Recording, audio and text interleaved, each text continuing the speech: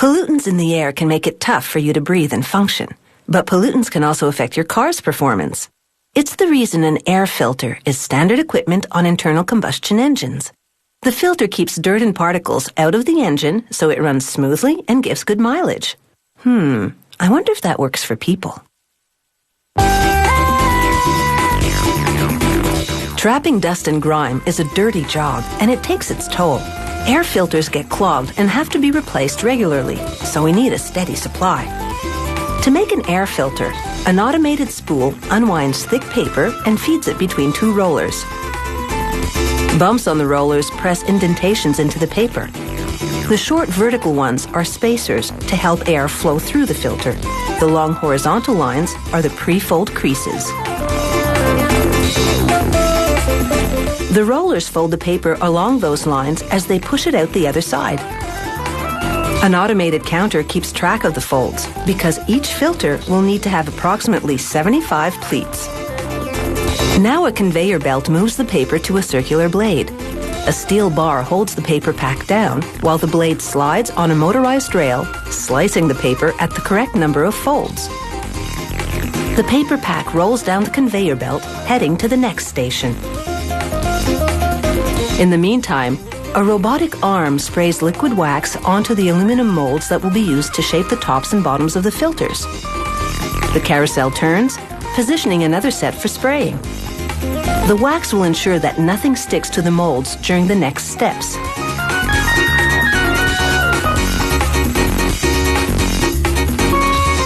Now chrome-plated steel screens fall into a positioning tray. A robot picks them up with magnets, 2 at a time. It places them on the bottom mold for the filter. A platen or plate bearing 2 top molds flips forward on the carousel. The carousel turns, and remember the paper packs? A worker places one in each of those top molds. Now a robot dispenses a liquid polyurethane mixture around the screen in the bottom mold.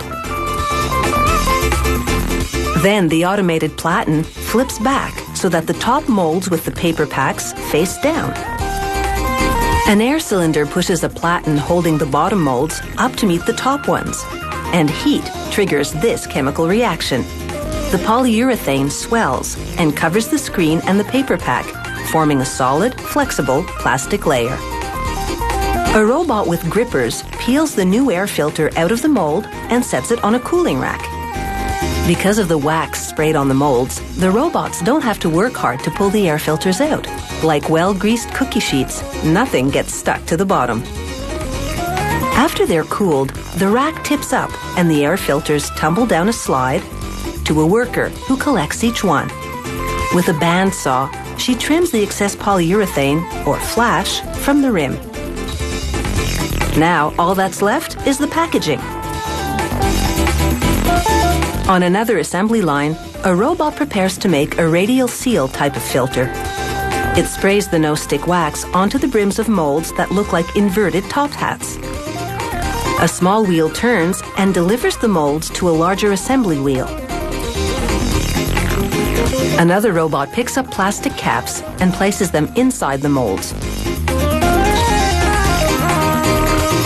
Then, a pneumatic pusher raises the caps and nozzles dispense a hot glue bead onto their edges.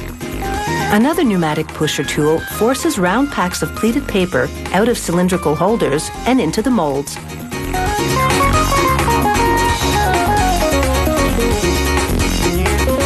The big wheel keeps on turning, positioning the molds to receive more packs or tubes of filter paper. The wheel pushes the paper-filled molds onto a conveyor belt.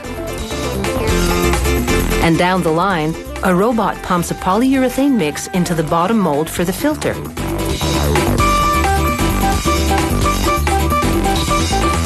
A worker presses the paper-filled top mold onto it. Heat triggers the chemical reaction that expands the polyurethane, encasing the bottom of the filter paper and forming a gasket that will fit tightly near an engine intake. The radial air filter is now completely assembled, and it's taken just 20 minutes. The filters are now ready to do some dirty work under the hood.